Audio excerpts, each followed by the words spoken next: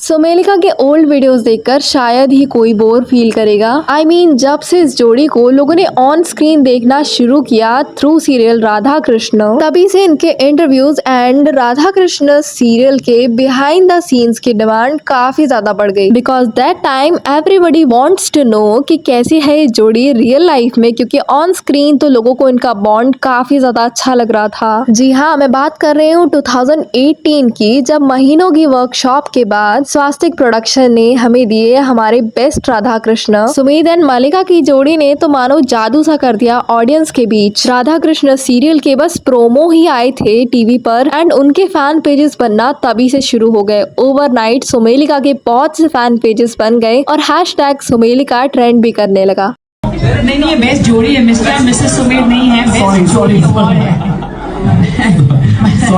Well, I think this was the moment जब हर सुमेलिकन का दिल वापस से धड़क उठा। एक अवार्ड फंक्शन जहां सुमेध और मलिका पहुंचे थे और गलती से पैप्स ने उन्हें कपल समझकर मिस्टर एंड मिसेस सुमेध बोल दिया। हालांकि इस बात का करेक्शन तुरंत ही कर लिया गया था, बट ये बहुत ही स्पेशल मोमेंट था। समवेयर इट्स लाइक सुमेलिकन्स के सालों की मैनिफेस्टेशन सच हो गई हो। एंड आई गेस ये गलत फहमी किसी को भी हो सकती है, बिकॉज ये दोनों साथ में इतना ज्यादा ब्यूटीफुल एंड कंपैटिबल लगते हैं कि कोई मान ही नहीं सकता कि ये दोनों रियल लाइफ में कपल नहीं होंगे। I mean, इतनी ब्यूटीफुल केमिस्ट्री दो लोगों में देखना इज लिटिल बिट स्पेशल। आखिर हैशटैग सुमेलिका फैंस ने यूं ही नहीं बनाया। आपके बीच में कभी झगड़ा होता है? नहीं, बच्चों से क्या झगड़ा होता है? Excuse me.